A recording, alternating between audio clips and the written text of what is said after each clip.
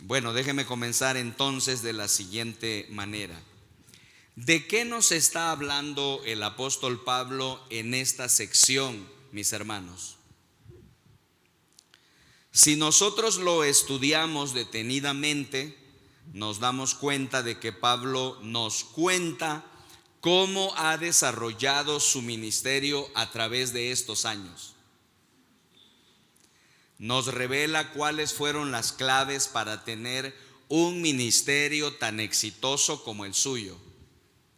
Y a través de esto, mis queridos hermanos, Dios nos dice cómo tener un ministerio efectivo. Estamos ahora, mis hermanos, en la conclusión de la carta. Pero déjenme decirles esto porque es algo notable. Pablo ya trató las grandes doctrinas que quería tratar. Como hemos visto en los mensajes anteriores, el apóstol ha desarrollado las grandes doctrinas de Dios que quería desarrollar para los hermanos de la iglesia. Ahora se encuentra en la conclusión de la carta. Es como una especie de postdata. Pero aún en la conclusión, mis queridos hermanos, Pablo revela grandes verdades. Pablo tiene algunas verdades increíbles, inclusive en la conclusión. Al final de la carta, mis queridos hermanos, él da saludos personales y habla de su propio ministerio. El pasaje que estudiaremos hoy nos da una mirada al corazón de Pablo y nos muestra los secretos que él ha aprendido y que ha aplicado para tener un ministerio efectivo durante todos los años que Dios le ha permitido servir. Ahora, ¿cómo podemos tener un ministerio efectivo? Bueno, déjeme decirle que lo primero que quiero que hagamos es que veamos las palabras claves de esta sección. Ahí lo tienes en tu guía, dice palabras claves de esta sección. Y las palabras claves, mis hermanos, de esta sección son dos. Si quieres escribir en la primera línea, la primera palabra clave es la palabra ministro. Si lo quieres escribir, ahí está. Esta es la primera palabra clave de toda la sección, ministro. Abajo puedes escribir con tu pluma si gustas, así como está ahí abreviado, B.16, versículo 16, para que sepas de dónde sale esta verdad. Voy a pedir a mis hermanos, si son tan amables, que nos pongan por favor el versículo 16. El versículo 16 está también ahí abajo en el punto 2, ahí se encuentra el 16, si lo quieres ver. Mira cómo dice: para ser ministro de Cristo Jesús a los gentiles. Subraya por favor de una vez, si puedes, la palabra ministro. Ahí aparece la palabra ministro por primera vez en esta sección. Y la otra palabra clave, mis queridos hermanos, en esta sección es la palabra servicio. Si la quieres anotar en la segunda línea, es la palabra servicio. Abajo le puedes anotar B.17, que quiere decir el versículo 17. Voy a pedir a mis hermanos que por favor lo pongan en la pantalla, aunque está ahí el versículo abajo del punto 3. Mira cómo dice: por tanto, dice, mi servicio a Dios es para mí motivo de orgullo en Cristo Jesús. Escuchen, mis hermanos, estas dos palabras, ministro o ministerio y servicio para el Señor, son las dos palabras claves de toda la sección. ¿De qué está hablando Pablo en toda esta sección? Pablo nos cuenta, mis hermanos, acerca de cómo ha desarrollado su ministerio, cómo ha desarrollado su servicio a Dios durante todos estos años. El ministerio de Pablo, mis hermanos, puede ser dividido en dos partes. Esto es muy importante que lo sepamos y que lo entendamos muy bien. En primer lugar, el ministerio de Pablo fue un ministerio dirigido a los no creyentes. Pablo entendía, mis hermanos, que Dios le había dado a él el ministerio hacia los de afuera, hacia los que no eran creyentes todavía. Y luego, en segundo lugar, Pablo entendió que la otra parte de su ministerio era su ministerio dirigido hacia adentro, hacia los que ya eran cristianos. Déjeme decirle que estas fueron las dos metas de su vida. Pablo sabía que Dios lo había puesto en esta tierra para realizar un ministerio hacia los no creyentes, pero también sabía que Dios lo había puesto en esta tierra para desarrollar un ministerio a los que son cristianos ya.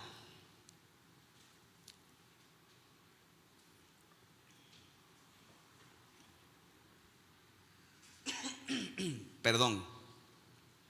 Ahora brevemente, mis hermanos, porque creo que es importante, ¿cuál fue su ministerio hacia los de afuera, hacia los no creyentes?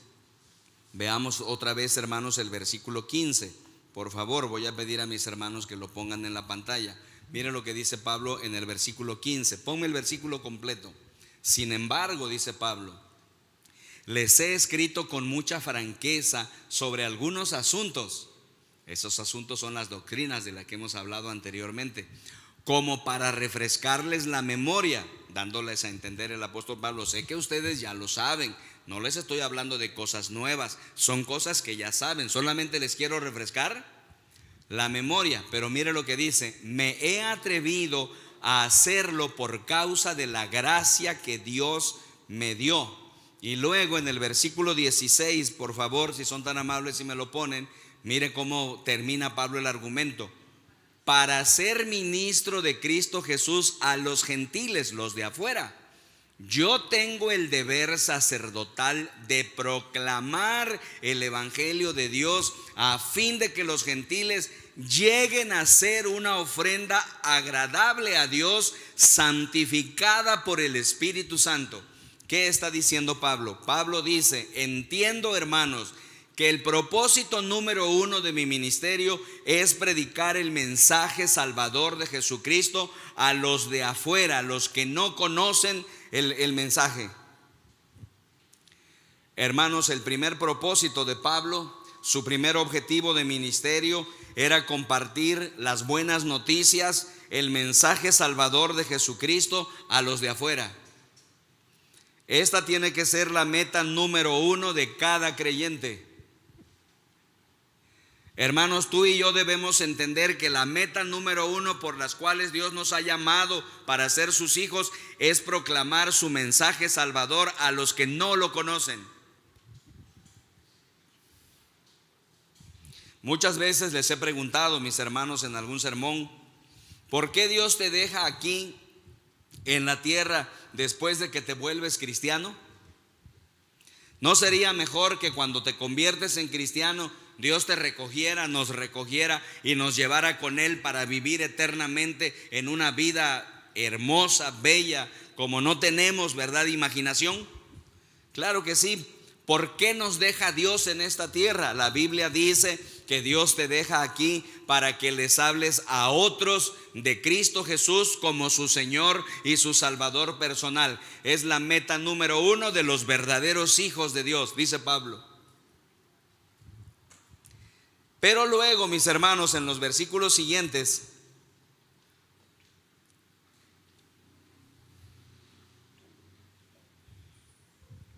en los versículos del 23 al 33, el apóstol Pablo dice que su ministerio también está dirigido a los que ya son creyentes. Y dice que su ministerio a los que ya son creyentes es suplir sus necesidades. Pablo dice: los cristianos que ya conocen a Dios ahora tienen necesidades, y mi ministerio es suplir sus necesidades.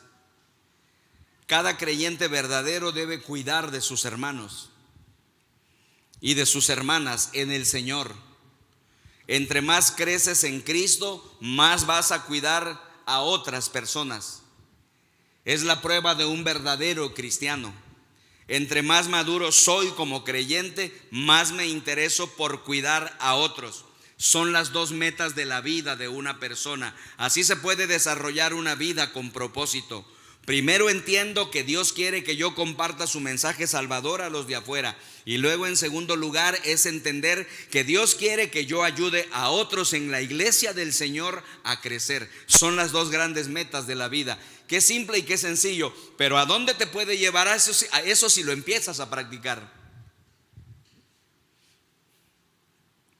¿Cómo puedo entonces tener un ministerio efectivo? Es la pregunta que planteamos ahí, ¿lo ves?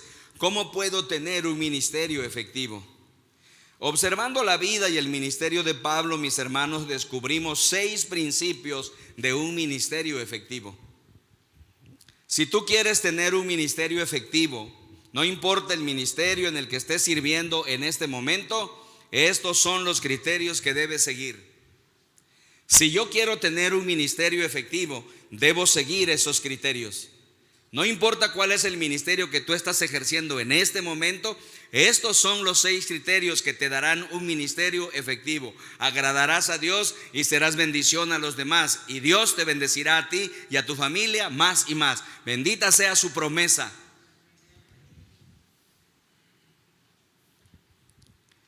Ahora bien, antes de entrar a considerar esas 6 razones que están tremendas, quiero, mis hermanos, que consideremos un problema, un asunto que creo que el apóstol Pablo tenía en mente. Por eso dijo lo que dice en el versículo 14. Miren lo que dice en el versículo 14, está en su encabezado. Vamos a analizarlo un poquito más. Estudiemos la palabra del Señor. ¿Le parece? Miren lo que Pablo dice. Por mi parte, dice el apóstol, hermanos míos, estoy seguro, dice, de que ustedes mismos, y dice 3 cosas bonitas acerca de ellos. ¿Cuál es la primera? Rebosan de bondad. Hermanos, ¿no es bello que una persona rebose de bondad? ¿No es bueno que se diga que tú rebosas de bondad en lugar de que se diga que rebosas de maldad? Qué terrible, ¿verdad? Es cuando alguien dice de otra persona, no, está llena de maldad. Pero qué bello, hermanos, cuando alguien dice esa persona está llena de bondad. Es una de las características de Dios en la vida de las personas. Pero luego, mire, da 2 cosas más.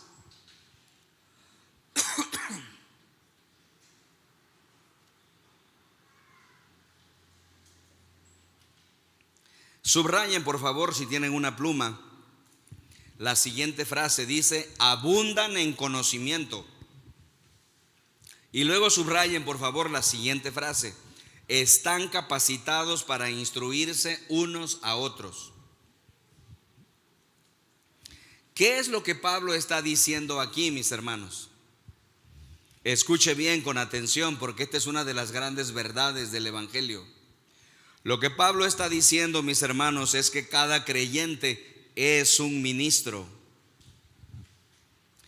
Cada cristiano verdadero es un ministro, un servidor de Dios, una persona que realiza algún ministerio. Es lo que Pablo está diciendo. Este es uno de los eslogan aquí en Vida Plena, Jalapa. Nuestra iglesia tiene varios eslogans que nos recuerdan lo que somos y lo que hacemos. Y este es uno de los eslogans de nuestra iglesia. Cada creyente es un ministro. Si eres cristiano, eres un ministro. Eso no quiere decir que seas un pastor, pero sí quiere decir que eres un ministro. ¿Por qué decimos eso? Pablo dice que todos ustedes, dice en la frase primera que subrayaron, abundan en conocimiento. ¿Lo vieron? Y luego miren la segunda, dice, están capacitados para instruirse unos a otros. Ahora, abundan en conocimiento, mis hermanos. Eso significa que eres un conocedor. Estás estudiando la Biblia. Estás creciendo. Ya pasaste el 101, el 201, el 301, el 401. Ya pasaste principios fundamentales para vivir, las doctrinas básicas. Estás en grupos familiares. Estás en el taller para líderes siendo capacitado por el pastor. O sea, abundas en conocimiento, tienes conocimiento de la palabra de Dios. Y luego miren la siguiente frase, dice, y están capacitados para instruirse unos a otros. ¿Qué es lo que Pablo está diciendo? Pablo está diciendo, si eres un creyente, eres competente para ministrar a otros. Estás capacitado, estás preparado para ministrar a otras personas. Eres un ministro, no eres un pastor, pero sí eres un ministro. Lo que Pablo está diciendo es, cada miembro de la iglesia, cada creyente es un ministro de Dios y por lo tanto debería desarrollar el ministerio que tiene, no importa el que sea, de una manera efectiva, porque eso honra a Dios y hace que su iglesia y su reino avancen y crezcan. Bendita sea su palabra. Pablo nos da, mis hermanos, 6 principios para un ministerio efectivo, y son principios hermosos, principios poderosos, principios fascinantes. Así que quisiera que me acompañáramos y viéramos estos 6 principios, por favor. Dice ahí, puse una frase que dice: un ministerio efectivo, puntos suspensivos. Y aquí están las 6 cosas que hacen un ministerio efectivo. Número 1, está basado en la gracia de Dios. Si lo quieres completar, ahí tienes la idea completa. Está basado en la gracia de Dios.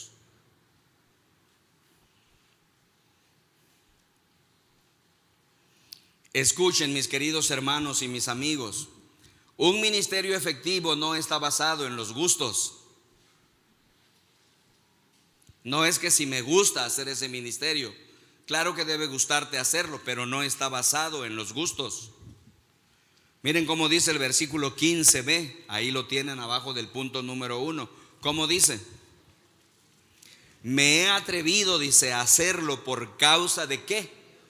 De la gracia que Dios me dio. Hermanos, todo ministerio es basado en la gracia de Dios. El ministerio se recibe, no se consigue. Jesús dijo: ustedes no me han elegido a mí, sino que yo los he elegido a ustedes. ¿Recuerdan? Y los he puesto para que vayan y lleven mucho fruto. No elegí ser llamado al ministerio. Dios me eligió.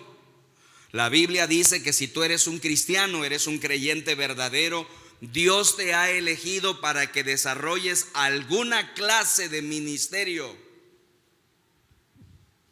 Las personas, hermanos, ponemos excusas. Decimos: tengo muchas faltas, pastor, no puedo ser ministro, Dios no me va a usar. Todavía tengo que crecer, pastor, no sé mucho. Nunca podría tener un ministerio, pastor, me falta mucho, todavía peco, todavía cometo errores. Las personas ponemos pretextos para no servir a Dios, para no desarrollar un ministerio. Déjame decirte eso, y ojalá Dios lo ponga en tu corazón. Todo ministerio se basa en la gracia de Dios, no en la perfección de las personas. La gracia, mis hermanos, es el hecho de que Dios conoce cada terrible error que voy a cometer en el ministerio, y aún así me ha elegido. El hecho de que Dios conozca que soy imperfecto, que voy a tambalear, que me voy a avergonzar, que la voy a regar, que mis opiniones no siempre van a ser acertadas, y a pesar de que Dios sabe todo eso, a pesar de eso me eligió. ¿Qué cosa es eso? Eso es la gracia de Dios. ¿Se imaginan que Dios hubiera dicho: no, este cuate la va a regar aquí, en el año tal la va a regar, luego acá la va a regar? No, mejor no lo elegimos. No, Dios sabe todo eso. Dios no puede ser sorprendido. Jamás va a ser que Dios diga: ya la regó Armando, no me esperaba eso. No, Dios lo sabe, y a pesar de saber mis errores, Él me eligió. ¿Qué cosa es eso, hermanos? Eso se llama la gracia de Dios. Y te tengo una buena noticia: lo mismo opera para ti. No puedes poner el pretexto de que eres imperfecto, de que no sabes, de que no puedes, de que cometes errores. No puedes poner ese pretexto, porque Dios te elige por su gracia, no por tu perfección. Bendito sea. ¿Qué hubo? ¿Qué tal? El ministerio se basa en la gracia de Dios. Hermanos, si Dios usara solamente a gente perfecta, ¿qué obtendría Dios? Nada. Hermanos, si Dios usara a gente perfecta, ¿qué obtendría Dios? Nada, porque no hay nadie perfecto. El ministerio se basa en la gracia. Yo no merecí ser llamado, tú no mereciste ser llamado a ser cristiano. Todo es gracia. Una de las cosas que debes recordar cuando estás sirviendo es esta. Yo las recuerdo a cada rato. Estoy haciendo esto no porque sea una excelente persona. Estoy haciendo esto no porque sea bueno para hacerlo. Estoy haciendo esto porque Dios me llamó. Es su gracia. No soy perfecto, tengo muchas fallas y debilidades. Dios usa gente imperfecta. Todo es por su gracia. Bendito sea.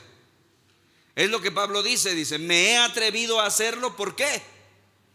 Por causa de la gracia que Dios me dio. Si tú te pones esa idea en tu mente y la aplicas en tu vida y en tu ministerio, empezarás a ver grandes manifestaciones de Dios en tu vida. Bendito sea.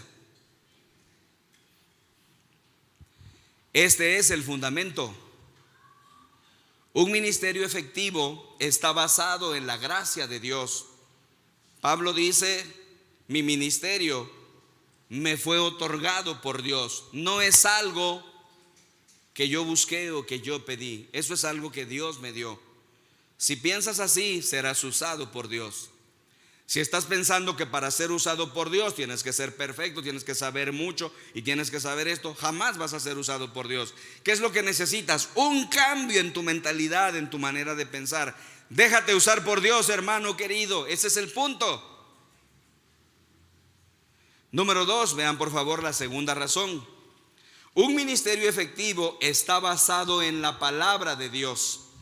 Si lo quieres escribir, ahí está la idea completa.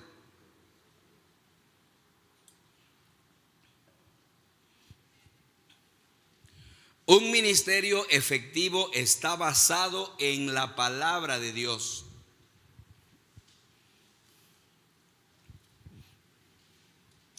Miren cómo dice el versículo 16, es una cosa impresionante. Dice Pablo en el versículo 16, para ser ministro de Cristo Jesús a los gentiles. Y mire la frase que sigue porque está impresionante. ¿Qué dice Pablo? Yo tengo el deber sacerdotal de proclamar el evangelio de Dios. Subraya, de proclamar el evangelio de Dios. Ese es mi deber, a fin de que los gentiles lleguen a ser una ofrenda aceptable a Dios, santificada por el Espíritu Santo. Escuchen, mis hermanos, este es nuestro mensaje. Cada ministerio significativo que va a permanecer debe estar basado en la palabra de Dios, no en la personalidad humana, no en un edificio, por muy bonito que sea, como este, que es muy acogedor, no en un concurso de popularidad, no en la publicidad, aunque nosotros usamos la publicidad de manera estratégica. Hermanos, un ministerio efectivo no está basado en las opiniones humanas, en las opiniones de libros de autoayuda, por muy buenos maestros que sean. Un ministerio efectivo está basado en la palabra de Dios.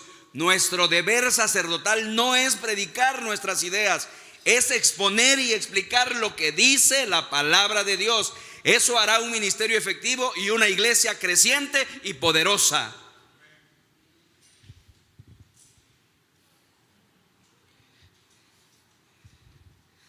Hermanos, es su palabra la que nos edifica. Cada ministerio efectivo está basado en la gracia de Dios. Y segundo, está basado en la palabra de Dios. Número 3, por favor, mis hermanos. Un ministerio efectivo es realizado para la gloria de Dios. Este es un punto muy importante.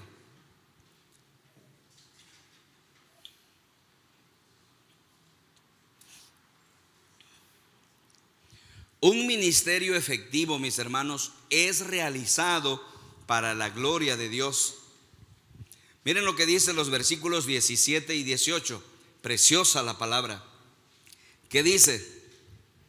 Por tanto, dice Pablo, mi servicio a Dios es para mí motivo de orgullo en Cristo Jesús.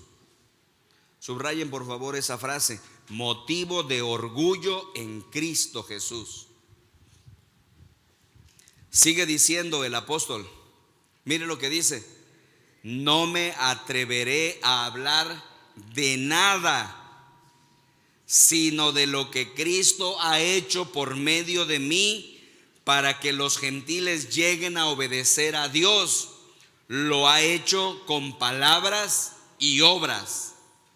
Hermanos, un ministerio efectivo es o se realiza para la gloria de Dios. No está basado en promover a una persona. Otras versiones de la Biblia traducen, creo que la Reina Valera es una de ellas. Esa frase que subrayaron, ¿verdad? Si me ayudan ahí arriba los muchachos, ¿no? Si me regresas el texto. La frase que subrayaron que dice: es para mí motivo de orgullo en Cristo Jesús. Otras versiones de la Biblia traducen, dice: por lo tanto, dice esta otra versión, me glorío en Cristo. El apóstol Pablo no dice: hago este servicio por mi orgullo personal. Hago este servicio para que vean qué tan bueno soy. Hago este servicio y este ministerio para que ustedes vean que soy un buenazo. Es decir, basado en la popularidad de una persona. No, Pablo dice: lo hago y me glorío en Cristo. Lo hago, dice, por mi motivo, dice, es para mí motivo de orgullo en Cristo Jesús. Ningún ministerio que va a prosperar y a permanecer está basado en promover a una persona. Cada vez que tú escuches a un predicador, cada vez que tú escuches a un orador, cada vez que veas algún evento, ¿verdad? En las redes sociales, en donde lo que se está haciendo es promover la imagen, la personalidad del hombre, ese ministerio no está enfocado hacia la gloria de Dios y no permanecerá. Dios no bendecirá eso. Así que mucho cuidado. El apóstol Pablo dice: mi gloria es la gloria de Cristo. Lo que hago lo hago para la gloria de Cristo. Esto, hermanos, es la tercera razón por la cual un ministerio efectivo debe ser realizado. Debe ser hecho para la gloria de Dios. No debe ser hecho, mis hermanos, para la gloria de las personas, para la popularidad de las personas, para que se note. No, si tú estás haciendo tu ministerio por esa razón, tu ministerio no será bendecido. Hermano, si tú cantas, debes hacerlo para la gloria de Dios. Tocas un instrumento, debes hacerlo para la gloria de Dios. Si te subes aquí, en tu mente piensas: si quiero que me vean, estás fracasando y fallando para Dios. Dios sabe todo y así no te bendecirá. Ese es el punto. Es hacerlo para la gloria de Dios. Número 4, si le damos la vuelta, mis hermanos, a nuestra guía, veamos la cuarta razón. Un ministerio efectivo es realizado en el poder de Dios, no en la técnica humana. Miren qué tremendas verdades estamos aprendiendo, mis amados. ¿Quieres tener éxito en tu ministerio? Mira lo que llevamos aprendido. Mira lo que podemos aplicar a nuestras vidas para ser bendecidos. Entonces, en cuarto lugar, mis hermanos, un ministerio efectivo es realizado en el poder de Dios, no en la técnica humana. Miren cómo dice Pablo en el versículo 19, adelantito del versículo 18, el que acabamos de leer, en donde dijo que Dios lo llamó para hacer su ministerio, ¿no? Con palabra y con obras. Ahora vean el versículo 19, parte A, ¿cómo dice? Mediante, ¿qué dice? Poderosas señales y milagros por el poder del Espíritu de Dios. Por favor, encierren o subrayen con su pluma la frase que dice: por el poder del Espíritu de Dios. Mis queridos hermanos y amigos, no es el poder de autoayuda o el poder de una actitud mental positiva. No es eso, mis hermanos. Ven que hace unos años estuvo de moda, ¿no? Eso del pensamiento positivo tenaz. ¿Recuerdan de Vincent Peale? Hoy está de moda los libros de autoayuda, ¿no? De ir a un seminario, de ir a un retiro, ¿verdad? De tomar un taller, ¿verdad? Y pensamos que esa es la solución y la panacea que soluciona nuestra vida. No. Todo eso es bueno, no negamos que eso tiene algún valor, pero no es eso. Creo que debemos ser positivos, sí, por supuesto. El ministerio espiritual necesita ser hecho en el poder del Espíritu. El problema con la mayoría de las iglesias, hermanos, es que no hay poder en ellas. Estuvimos en Campeche, les acabo de platicar, para las reuniones de la Convención Nacional Bautista de México. Y hermanos, una de las noticias tristes que recibimos ahí, ¿verdad?, es que muchas iglesias bautistas en el país, somos más de 2,000 congregaciones cristianas bautistas en el país. Eso nada más los bautistas, aparte las otras denominaciones. O sea, los cristianos ya somos muchos en este país, cerca de 16 millones. Pero mis hermanos, muchas de nuestras iglesias bautistas están muriendo. Iglesias que se reunían 70 personas, 60 personas, después de la pandemia ahora son 10 o 15 cuando mucho. Las iglesias están muriendo. No hay pastores, no tienen pastores, no hay líderes que saquen adelante y empujen a la iglesia a ir adelante. De hecho, el tema de toda la reunión anual fue revitalizando a la iglesia. ¿Qué podemos hacer para revitalizar a la iglesia? Déjenme decirle, mis hermanos, que ese es un problema de muchas iglesias. Hermanos, las iglesias hemos caído en el error de confiar en las técnicas humanas. Debemos hacer uso de todas las herramientas disponibles que hay, pero nuestra confianza no está en las técnicas humanas. Nuestra confianza debe ser completamente el poder del Espíritu de Dios. Si quieres un ministerio efectivo, un ministerio que cambia vida, debes hacerlo no en las técnicas humanas, sino en el poder de Dios. ¿Cómo sabes si Dios está realmente obrando en tu ministerio? ¿Sabes cómo lo sabes? Porque ves vidas cambiadas, porque ves matrimonios transformados, porque ves cómo Dios está obrando en las vidas de las personas y las está cambiando. Hermanos, nadie puede ser cambiados por técnicas humanas. El único que puede producir cambios en el interior de las personas es el poder glorioso del Espíritu de Dios. Mediante poderosas señales y milagros, por el poder de Dios, por el poder del Espíritu de Dios. Un ministerio efectivo, mis hermanos, está basado en la gracia de Dios. Está basado en la palabra de Dios. Está operado para la gloria de Dios. Debe ser realizado en el poder de Dios, no en la técnica humana. Y número 5, si lo quieres tener ahí, un ministerio efectivo es planeado de acuerdo al propósito de Dios.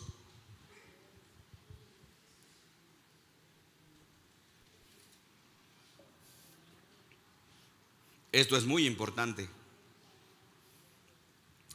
Un ministerio efectivo. ¿Quieres tener un ministerio efectivo? Entonces, planea todo de acuerdo al propósito de Dios.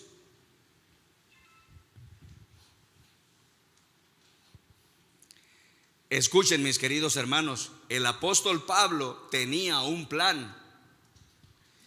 Fue muy claro en su plan. Fue muy estratégico. Él fue a las ciudades claves del Imperio Romano. ¿Sabían eso?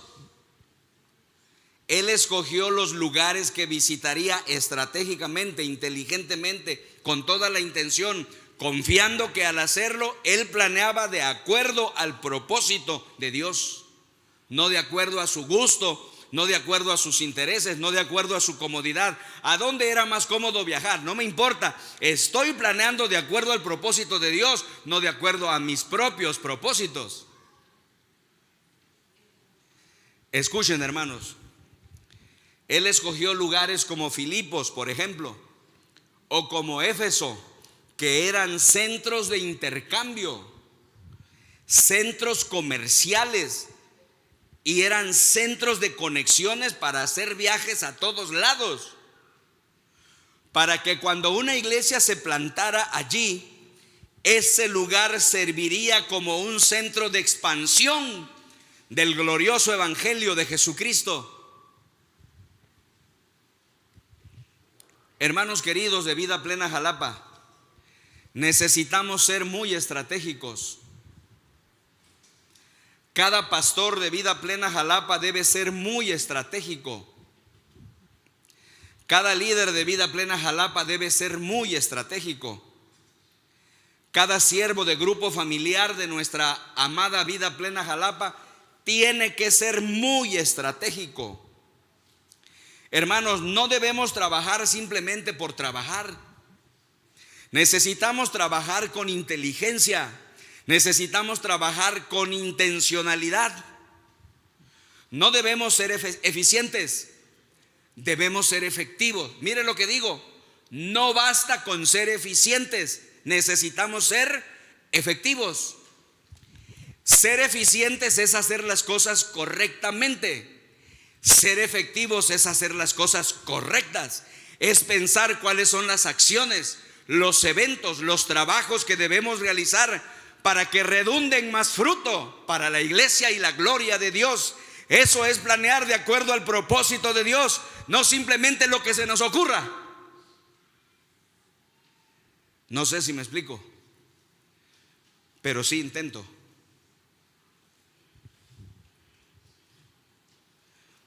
Hermanos, necesitamos trabajar con inteligencia. Necesitamos ser muy estratégicos. Necesitamos planear de acuerdo al propósito de Dios. Eso hizo el genial apóstol Pablo. Pensó y dijo: vamos a ir aquí, luego vamos a ir aquí, luego aquí. Vamos a realizar nuestro trabajo de manera estratégica. No vamos a hacer cosas simplemente por hacerla. Nada de activismo. Vamos a hacer las cosas que van a dar fruto para la gloria de Dios. Eso debe hacer cada líder de ministerio. Eso debe hacer cada cabeza de grupo familiar. Eso debe hacer cada pastor de Vida Plena Jalapa. Se los pido desde el púlpito: trabajemos de manera estratégica para la gloria de Dios. Mire cómo dice Pablo en los versículos 20 al 24. Es un pasaje largo, pero vale la pena. Mire cómo dice. En efecto, dice: mi propósito ha sido predicar el evangelio donde Cristo, ¿qué dice? No sea conocido, para no edificar sobre fundamento ajeno. Me fascina eso, hermanos. Pablo tiene un propósito, ¿sí o no? Ahí está. Mi propósito, o sea, yo no trabajo simplemente por trabajar, yo no hago actividades simplemente por hacer actividades. En otra parte el apóstol Pablo dice: yo no golpeo el aire simplemente, no, yo tengo un propósito claro en la vida. Miren lo que sigue diciendo después de los puntos suspensivos. Este trabajo, dice, es lo que muchas veces me ha impedido, ¿qué cosa? Ir a visitarlos. Pero ahora que ya no me queda un lugar donde trabajar en estas regiones, ¿qué dice? Y como desde hace muchos años anhelo verlos, tengo planes de visitarlos cuando vaya rumbo a España. Espero que después de que haya disfrutado de la compañía de ustedes por algún tiempo, me ayuden a continuar mi viaje. Hermanos, si Pablo dijo: siempre voy a donde nadie más ha ido, donde no hay otra iglesia. Si Pablo dijo eso, díganme por favor, ¿qué significa eso? Significa lo siguiente, hermanos: debemos ir a los no alcanzados. Debemos ir a los que no conocen a Cristo en esta ciudad. Vida Plena Jalapa no debe crecer con cristianos de otras iglesias. No, debemos ir por los que no son cristianos. Esa es la enseñanza de Dios para esta amada iglesia. Hermanos, Pablo dice que él quiere trabajar donde nadie, ¿cómo dice la frase? Para no edificar, dice, sobre fundamento ajeno. Escuchen esto, queridos hermanos, es una cosa triste, pero es una realidad. Hay pastores que les gusta trabajar sobre fundamentos ajenos. Hay pastores que les gusta que sus iglesias se llenen con miembros de otras iglesias. Vida Plena Jalapa, no. Hermanos, si yo quiero que nuestra iglesia se haga grande y se llene con miembros de otras iglesias, ¿qué estoy haciendo en realidad? Solo estoy reacomodando el reino. Crece una iglesia, pero las otras decrecen. ¿Qué fue lo que hicimos en realidad? Nada más reacomodamos las cosas. ¿Creció el reino de Dios en realidad? No. ¿Qué chiste entonces?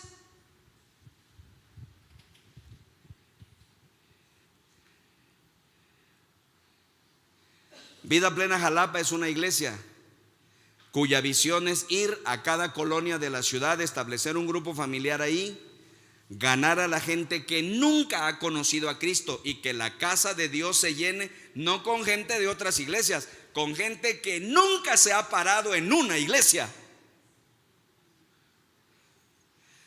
¿Tiene chiste eso, sí o no?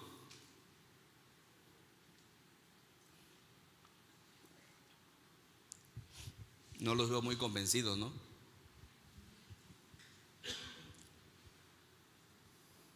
Claro, nosotros hemos aceptado a miembros que vienen de otras iglesias,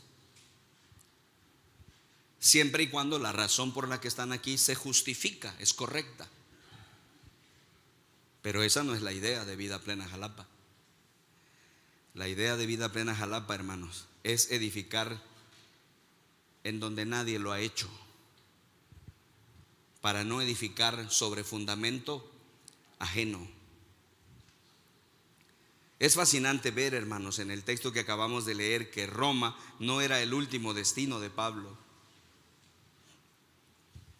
Roma es simplemente una parada más en su camino. ¿Cuál es el destino de Pablo? ¿A dónde quiere ir? Quiere ir a España, donde nadie ha ido. Ahora, nosotros sabemos que no pudo hacerlo. Pablo no pudo ir a España. ¿Saben por qué no pudo ir a España? Llegó a Roma, pero llegó preso, como no era su intención. Estuvo en la cárcel en Roma 2 años. Este era un hombre extraordinario. ¿Saben qué hizo en esos 2 años que estuvo encarcelado en Roma? No lo vemos ahí. Estuvo en Pacho Viejo, en Roma, porque así se llamaba la cárcel también. Pero no lo vemos deprimido como nosotros, que cualquier cosita nos deprime, ¿no? No estaba ahí triste, no, estaba recibiendo gente y las estaba evangelizando y los estaba enseñando y los estaba desarrollando. Y escribió en la cárcel durante 2 años casi todo el Nuevo Testamento. Pero finalmente, mis hermanos, el malvado emperador romano Nerón lo acusó falsamente junto con otros cristianos de ser los que habían ocasionado el famoso incendio de Roma, y lo asesinó el infeliz. Y Pablo no pudo ir a España.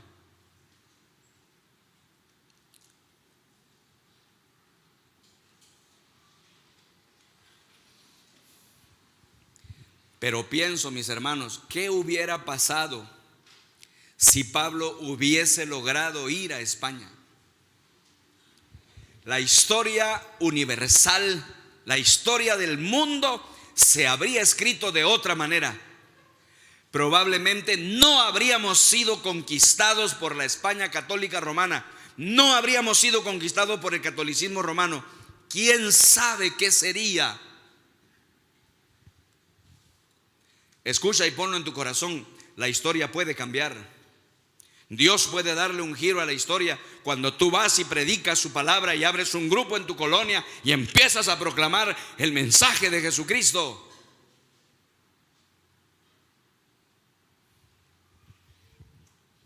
Pablo tiene un plan. Y cada ministerio efectivo planifica según el propósito de Dios. Muchas personas, hermanos, piensan que hacer planes no es espiritual. Algunas personas no planean, no planifican, viven al ahí y se va. Algunas personas dicen, no, pues que eso es falta de fe. No hay que hacer planes, hay que vivir ahí como Dios nos vaya llevando. Es malo planificar. Y como resultado de eso van de fracaso en fracasos y de crisis en crisis. Solo te voy a presentar un versículo. Hay muchísimos en la Biblia, pero solo te voy a presentar un versículo donde la palabra de Dios dice que Él bendice la planificación. Mira lo que dice Proverbios 21:5 en la versión NBI. Yo creo que con eso basta. Miren qué dice. ¿Qué dice la palabra del Señor? Los planes bien pensados, pura ganancia. Los planes apresurados, puro fracaso. Contéstame esto con respeto y amor. ¿Para qué estás haciendo planes tú?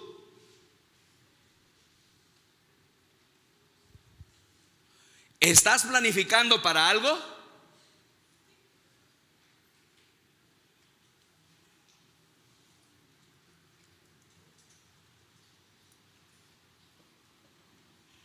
Debemos seguir, hermanos, en nuestro plan, aunque este no esté teniendo éxito. Algunas personas, hermanos, nos aferramos tanto a los planes que no los soltamos, aunque estén fracasando. ¿No es cierto? Hermanos, acuérdate del refrán mexicano: si el caballo ya está muerto, bájate del caballo. ¿Cuántos sabemos que el caballo ya murió y seguimos montados en el caballo? El plan no está dando resultado. ¿Qué estás haciendo ahí? Bájate del caballo ya. Es espiritual al mismo tiempo que estratégico planear.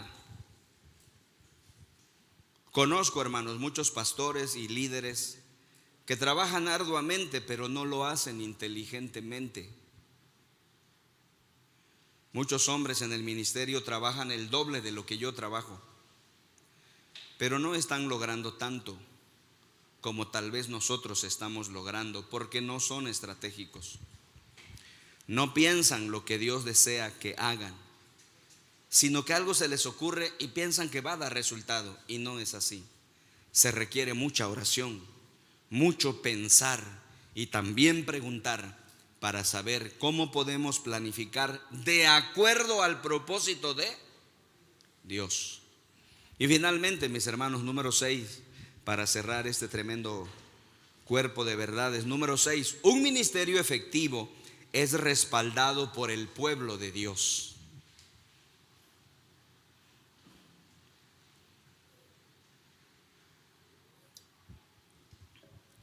Si no tienes el respaldo del pueblo de Dios, tu ministerio no tendrá éxito. Si ustedes no me respaldan, hermanos, no podré ir a ningún lado.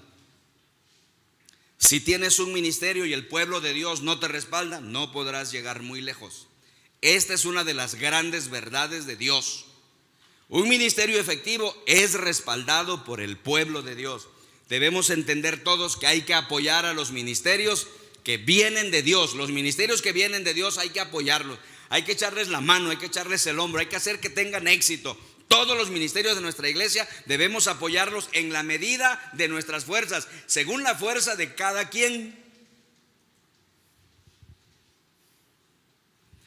Pablo menciona en los últimos versículos que hay dos formas en las que los cristianos de Roma, o los cristianos de Filipos, o los cristianos de Corinto, o de la ciudad que quieras, el cristiano que sea, hay dos formas en que podemos hacer esto: apoyar el ministerio de otros. Pablo dice que hay dos maneras de hacerlo. Número 1, financieramente, y número 2, en oración. Leamos primero la primera sección, versículos 25 al 27. Mira lo que dice la maravillosa palabra de Dios. ¿Qué dice? Por ahora, dice, voy a Jerusalén para llevar ayuda a los hermanos, ya que Macedonia y Acaya tuvieron a bien hacer una colecta para los hermanos pobres de Jerusalén. Detengámonos ahí, por favor. Dime qué cosa es Macedonia y qué cosa es Acaya. Porque Acaya suena como a verdura, ¿no? Hay una hoja ya en Campeche ahora que fuimos, ¿no? Que nos las querían poner en todas las comidas. ¿Qué hoja era mi amor? Chaya. ¿Quiere unos huevos con chaya? No, no, por favor. Tenemos una carne aquí campechana con chaya. No, no, no, por favor, que no sé qué cosa es la chaya. Ya cuando pregunté qué cosa es la chaya, por favor, es una hoja, dice, que da un sabor especial. Ah, bueno. ¿Qué cosa es Macedonia y qué cosa es Acaya? ¿Alguien me puede ayudar? Son regiones. Es como cuando decimos aquí, ¿verdad? La Huasteca. ¿Qué cosa es la Huasteca? Es una región, porque hay la Huasteca veracruzana, hay la Huasteca potosina, la Huasteca hidalguense y la Huasteca tamaulipeca. Es una región. Macedonia es una región. Hay varias iglesias ahí, y las iglesias, a pesar de no tener WhatsApp ni Facebook, vieron la necesidad de sus hermanos que están lejísimos en Jerusalén y dispusieron levantar una ofrenda y le piden a Pablo que por favor la lleve y se las entregue. Pero no solo los hermanos de Macedonia. ¿Quiénes más? Los hermanos de Acaya. Dice que tuvieron a bien hacer una colecta para los hermanos pobres de Jerusalén. Ahora sigan leyendo conmigo porque es fascinante la palabra de Dios. Dice, ¿dónde me quedé?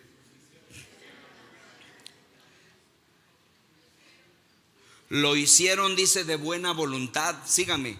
Aunque en realidad, ¿qué dice? Era su obligación hacerlo. Para aquellos, ¿verdad?, que dicen que no es una obligación dar el diezmo, dar la ofrenda y apoyar económicamente la obra de Dios. Ven que las redes están desatadas con ese rollo. A ver, ahí está.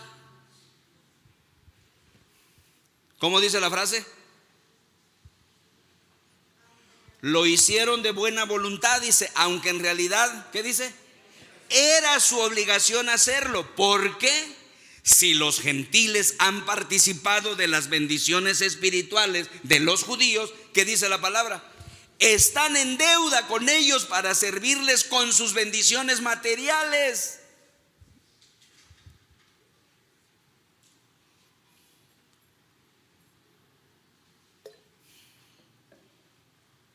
Hermanos, el evangelio vino de los judíos, y esta era la oportunidad de retribuirles, regresarles algo de la bendición que de ellos habíamos recibido. Un ministerio genuino será apoyado y ayudado por el pueblo de Dios financieramente. Déjame decírtelo de esta manera: cuando tú das una ofrenda, un diezmo para sostener el ministerio de la iglesia, para sostener mi ministerio, para sostener el ministerio de otras personas o de otros hermanos, la Biblia dice, así lo ve Dios, estás participando en ese ministerio. ¿Qué hubo? Contra la gente que dice, ¿verdad? No, yo para qué voy a estar dando mi dinero. No, ¿para qué le vas a dar dinero a la gente? Piensan así porque no tienen un pensamiento espiritual.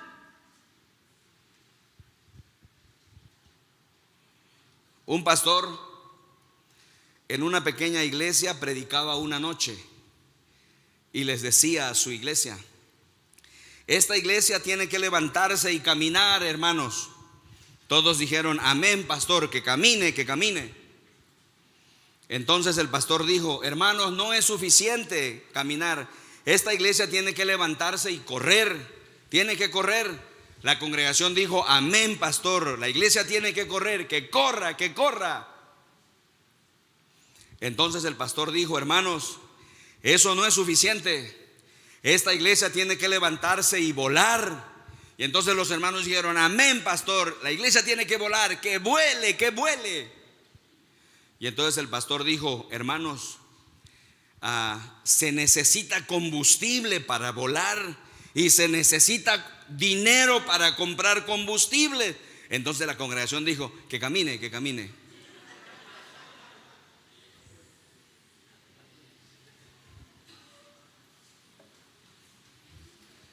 Hermanos, es muy fácil apoyar de palabra, pero muy difícil apoyar de hecho.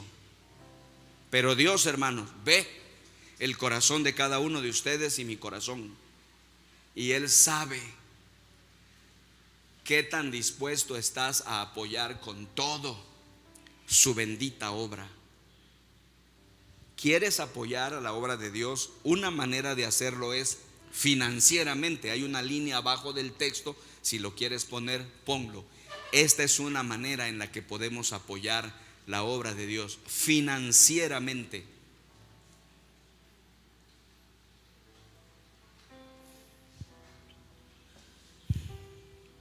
Y número 2, mis hermanos, la otra forma en que lo hacemos es a través de la oración. Miren cómo cierra la carta. Les dije que hay cosas tremendas acá. Miren cómo dice el versículo 30 y 31. ¿Qué dice? Les ruego, dice, hermanos, por nuestro Señor Jesucristo y por el amor del Espíritu, que se unan conmigo en esta lucha y que oren a Dios por mí. Pídanle que me libre ¿de qué? De caer en manos de los incrédulos que están en Judea, porque lo querían matar, ustedes saben. Y que los hermanos de Jerusalén reciban bien la ayuda que les llevo. Hermanos, tú puedes participar en mi ministerio orando por mí. Puedes participar en el ministerio de esta amada iglesia orando por ella. Puedes participar en el ministerio de la pastora Mireya, del pastor Mandy, de los líderes de nuestra iglesia, de los siervos de grupos familiares, de los maestros de niños, de los maestros de clase, de los que cantan, de los que tocan, de todos los que hacen algún ministerio. ¿Sabes cómo puedes participar con ellos directamente? Orando por ellos. Hermanos, anhelo sus oraciones. Si desean hacerme feliz, díganme que están orando por mí. Oren por mi ministerio, que el Señor me dé sabiduría y, como dice Pablo en Efesios, me dé denuedo para hablar con poder y autoridad su palabra. Y oren, hermanos, por Vida Plena Jalapa. Oren sin cesar, no se cansen ni se rindan hasta que vean cumplidas las metas que nos hemos trazado. Luego nos trazaremos otras más grandes. Bendito sea su nombre. Aquí están, mis hermanos, las 6 cosas que hacen un ministerio efectivo. Voy a cerrar diciendo lo siguiente, hermanos. No vayas a pensar que estas 6 cosas que te he compartido, ¿verdad?, son solamente para los pastores de tiempo completo. No, ya te expliqué al principio del sermón que estas 6 cosas son para todos. Tú puedes tener un ministerio efectivo. ¿Cómo? Primero, básalo en la gracia de Dios. Después, básalo en la palabra de Dios. Luego, realízalo para la gloria de Dios. Después, hazlo en el poder de Dios, no en la técnica humana. Luego, planea de acuerdo al propósito de Dios, no de tus ocurrencias. 6, que esté respaldado por el pueblo de Dios. Quiero invitarles, hermanos, a que nos pongamos de pie y oremos al Señor con todo nuestro corazón.